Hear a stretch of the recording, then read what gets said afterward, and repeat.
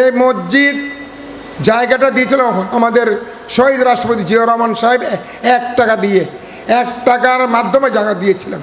মোহাম্মদ রাসূলুল্লাহ রাসূলুল করিম আউযুবিল্লাহি মিনাশ শাইতানির রাজিম। আমি গত বছরও আল্লাহ রাব্বুল আলামিন আমাকে তৌফিক দিয়েছিল আসার জন্য। আজকে আবার আমাকে আমন্ত্রণ জানিয়েছেন। আমি যারা আমন্ত্রণ জানিয়েছে তাদেরকে ধন্যবাদ এবং কৃতজ্ঞতা জানাচ্ছি। এই একটি নুরানি মজলিসে শরীক হওয়ার যে সুযোগ করে দিয়েছেন সেই জন্য আল্লাহর দরবারে শুকরিয়া আদায় করছি।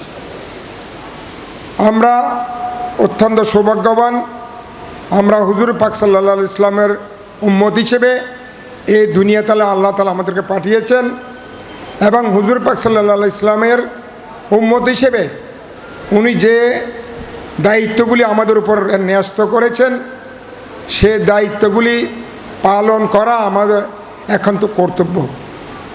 আজকে আমি মনে করি এই যে চট্টগ্রামে বিশেষ করে মিজান সাহেব সহ অন্যান্য যারা নেতৃবৃন্দরা এই কারবালা মাহফিল অনেক দিন থেকে চট্টগ্রামে হয়ে আসছে এবং এরই মাধ্যমে ইসলামী চিন্তাবিদরা এই ধরনের বক্তব্য রেখে চট্টগ্রামের মানুষের হৃদয়ে ইসলামের জন্য পুনর্জাগরণ এবং ইসলামী চিন্তা ধারণার যে কথাগুলো বলার কারণে তাদের মধ্যে যে হৃদয়ে ইসলামের প্রতি তাদের অগাধ ভালোবাসা, তাদের ইসলামের প্রতি তাদের আনুগত্য, সেটা আরও আমার মনে হয় আরও দ্বিগুণ বেড়ে যায়। এবং আজকে এই মাহফিলে আমি মনে করি চট্টগ্রামে এই মাহফিল হওয়ার পর থেকে এবং বিভিন্ন এই ধরনের ইসলামী মাহফিলের কারণে চট্টগ্রামের মুসলমান ভাইয়েরা তাদের দিন সম্পর্কে, তাদের দায়িত্ব সম্পর্কে অনেক বেশি জ্ঞান অর্জন করতে পারেন। আমি এই জন্য আজকে যারা বিশেষ করে মিজান সাহেবের সহ যারা এই অনুষ্ঠানের আয়োজন করে তাদেরকে আবারও ধন্যবাদ ও কৃতজ্ঞতা জানাচ্ছি। আমাদের জালালউদ্দিন আল কাদেরী সাহেব উনি তো দুনিয়াতে নেই, আল্লাহ তাআলা ওনার ব্যস্ত নসিব করুক। উনি এটার ফাউন্ডার, উনি এটার ভিত্তি স্থাপন করেছিলেন। তারই পরিপ্রেক্ষিতে প্রতি বছর এই জলসা হয় এবং এই ইসলামিক জলসাতে সবাই শরীক হয়। আমাদেরকে চিন্তা করতে হবে, আমরা যখন শিশু অবস্থায় থাকি আল্লাহ রাব্বুল আলামিন আমাদেরকে দাঁত দিয়ে কিন্তু আমরা দুনিয়াতে আসি না। দাঁত কোনো বাচ্চার দাঁত দিয়ে, দাঁত কোনো পশু পক্ষী যারা স্তন্যপায়ী, যা পশু বলেন মানুষ বলেন, এ কারণে দেওয়া হয় না, কারণ দাঁত থাকলে দুগ্ধপান করা কঠিন হয়ে পড়বে। সে কারণে আল্লাহ রাব্বুল আলামিন ছোটোবেলা থেকে আমাদেরকে দাঁত না দিয়ে থাকে। আবার আমরা যখন বয়স হয়ে যায় আমাদের, আবার আল্লাহ তাআলা আমাদের এই দাঁতগুলি দুনিয়া থেকে আমাদের যখন বুড়ো হয়ে যাওয়ার পরে দাঁতগুলো আমাদের নিয়েছে। আমাদেরকে আমরা যখন বাচ্চা ছিলাম, বাচ্চা অবস্থায় যেরকম আমরা ছিলাম, আবার বুড়া হয়ে গেলে একই অবস্থায় আমরা পরিণত হই। এটা আল্লাহ রাব্বুল আলামিনের আমি মনে করি আল্লাহ রাব্বুল আলামিনের যে ওনার যে সৃষ্টির শ্রেষ্ঠ অবদান হিসেবে আমরা আছি, সেই অবদান হিসেবে আমরা আল্লাহর আমি মনে করি আমরা সব সময় প্রতিনিয়ত আল্লাহর শুকরিয়া আমাদের আদায় করা উচিত। আজকে ইসলামিক বিবারে আজকে বিভিন্ন ধরনের সমস্যা সৃষ্টি হচ্ছে।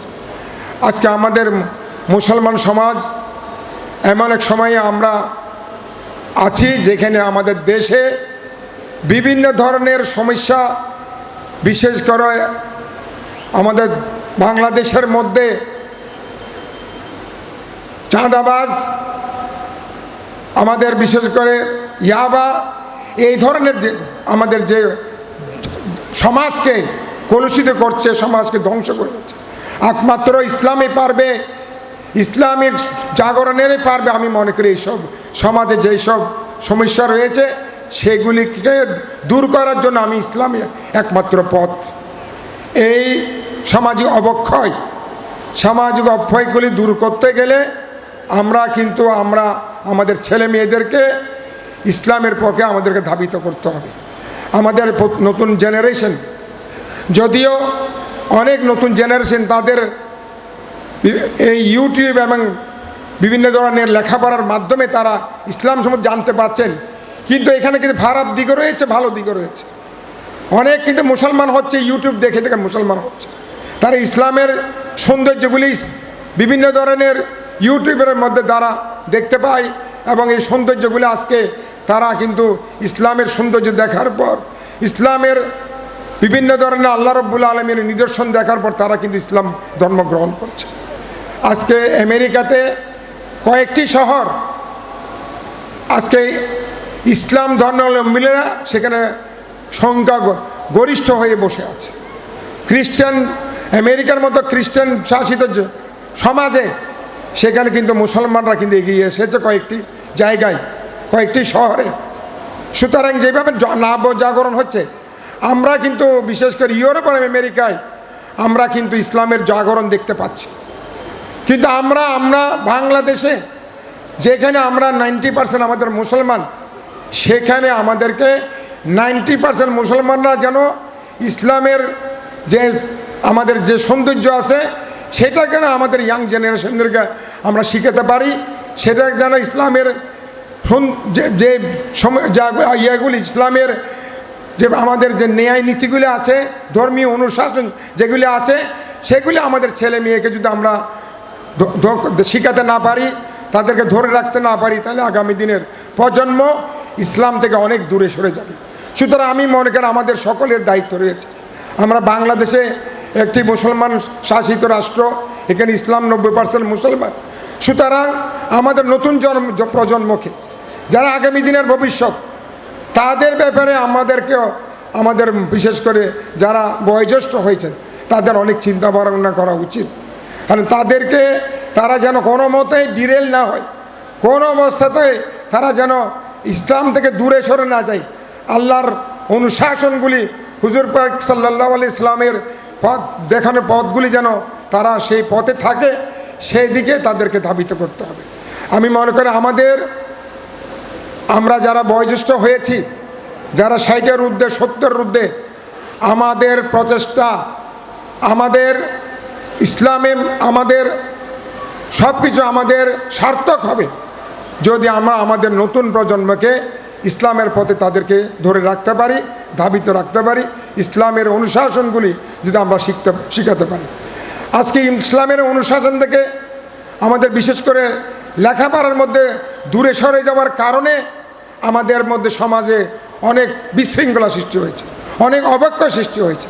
যে ইসলামিক অনুশাসনগুলি আমরা সত্যিকার অর্থে আমরা যদি পালন করতে পারতাম, আমাদের নতুন জেনারেশন লেখাপড়ার মাধ্যমে আমরা শিখাতে পারতাম, তাহলে আমরা মনে করি তারা কিন্তু যেসব অবক্ষয় আছে সে অবক্ষয় থেকে আমরা অনেক বেশি আমরা রোধ করতে পারতাম। সাথে সাথে আমরা সুনাগরিক হিসেবে দেশের সুনাগরিক, আজকে যে আমাদের দেশে এই বিশেষ করে দুর্নীতি, চাঁদাবাজ, মানে মাদকদ্রব্য যেগুলো হচ্ছে, সেগুলি থেকে আমরা কঠিনভাবে সামাজিক আন্দোলনের মাধ্যমে গড়ে তুলতে না পারি, তাহলে আগামী দিনের সমাজ, আগামী দিনের ভবিষ্যৎ আমাদের জন্য অন্ধকার। আমি মনে করি সেই দিক দিয়ে আজকে আমাদের ইসলামিক চিন্তাবিদরা আপনারা আমাদের নতুন প্রজন্মের উপরে বেশি করে নজর দেওয়ার জন্য আপনাদেরকে আহ্বান জানিয়ে আমি আপনাদের কাছে কথা দিচ্ছি, একজন চট্টগ্রামের সন্তান হিসেবে, একজন চট্টগ্রামের নাগরিক হিসেবে আমার যে দায়িত্ব রয়েছে, সেই দায়িত্ব আমি যেন পালন করতে পারি। আর দুই একটি কথা বলে আমার বক্তব্য শেষ করবো, সেটা হচ্ছে এই মসজিদ জায়গাটা দিয়েছিল আমাদের শহীদ রাষ্ট্রপতি জিয়াউর রহমান সাহেব 1 টাকা দিয়ে, 1 টাকার মাধ্যমে জায়গা দিয়েছিলেন। তখন কিন্তু উনি মুসল্লি পরিষদকে দিয়েছিলেন। কিন্তু গত আওয়ামী লীগের আমলে এটা কিন্তু সংসদে পাশ করে এই মসজিদটা ইসলামিক ফাউন্ডেশনের মাধ্যমে নিয়ে যায়। কিন্তু দুঃখের, ইসলামিক ফাউন্ডেশনে থাকুক বা মুসল্লি পরিষদে থাকুক সেটা বড় কথা নয়, কি উন্নতি হয়েছে সেটা হচ্ছে বড় কথা। আজকে যে জিয়াউর রহমান সাহেব যে জায়গাটা দিয়েছেন একটি কমপ্লেক্স করার জন্য, একটা সুন্দর ইসলামিক আবহাওয়া তৈরি করার জন্য, শুধু চট্টগ্রামবাসীকে এই জায়গাটা দিয়েছিলেন। সুতরাং আমি মনে করি চট্টগ্রামবাসীর দায়িত্ব রয়েছে এই মসজিদটি কীভাবে উদ্ধার করে এর যে প্রকল্পগুলি আছে সেগুলিকে বাস্তবায়নের জন্য সবাই একসাথে আমাদের কাজ করতে হবে।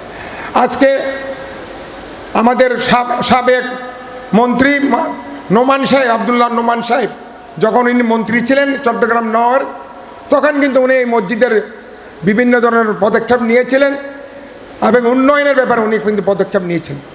এরপর থেকে ইসলামিক ফাউন্ডেশনে আসার পর থেকে কী ধরনের উন্নতি হয়েছে আমি আপনাদের কাছে আর বলে সময় নষ্ট করতে চাই না।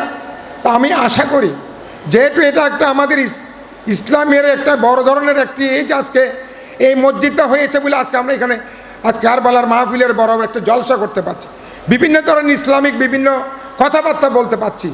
জিয়া রহমান সাহেব, শহীদ রাষ্ট্র জিয়া রহমান সাহেব দিয়েছিলেন বলে আজকে আমরা এটা করতে পারছি। কিন্তু যদি এই মসজিদ যদি আজকে প্রতিষ্ঠা না হতো তাহলে আজকে এই কারবালা মাহফিলে করা সম্ভব হতো না।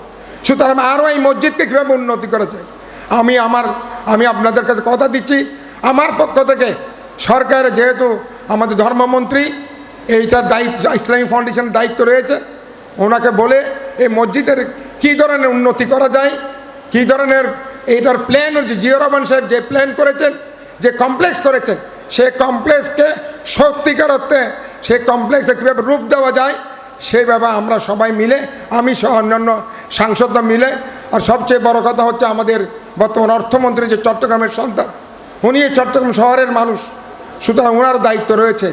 আমি আশা করি এই মসজিদের ব্যাপারে আমরা সবাই যেন আগের যে জিয়া রহমান সাহেবের যে প্ল্যান দিয়েছিলেন, যে কমপ্লেক্সের রূপরেখা দিয়েছেন, এই কমপ্লেক্স রূপরেখা আমি দেখেছি, প্ল্যানটা আমি দেখেছি। সুতরাং আমরা যেন সেই প্ল্যানটা যদি আমরা বাস্তবায়ন করতে পারলে শহীদ রাষ্ট্রপতি জিয়া রহমানের আত্মা শান্তি পাবে। আমি শহীদ রাষ্ট্রপতি জিয়া রহমানের রুহের মাগফিরাত মনে করছি, সাথে সাথে জালাল সাহেবের রুহের মাগফিরাত করছে, এবং সাথে সাথে এই মসজিদে যারা সৃষ্টি থেকে এই মসজিদে যারা অবদান রেখেছেন, যারা এই মসজিদের জন্য কষ্ট করেছেন, দুনিয়া থেকে বিদায় নিয়েছেন, তাদের সকলের রুহের মাগফিরাত করে, এবং যারা বর্তমানে এই মসজিদের খেদমত করছেন, এই কারবালা মাহফিলের খেদমত করছেন, আল্লাহ রাব্বুল আলামিন তাদেরকে আর খেদমত করার তৌফিক আদায় করুক, এনায়েত করুক, সেইটা বলে সকলকে ধন্যবাদ জেলে আজকে আমাকে যে দাওয়াত করেছেন সেটা কৃতজ্ঞতা জানিয়ে আমার বক্তব্য শেষ করছি। আল্লাহ হাফেজ। আসসালামু আলাইকুম ওয়া রাহমাতুল্লাহি ওয়া বারাকাতুহু।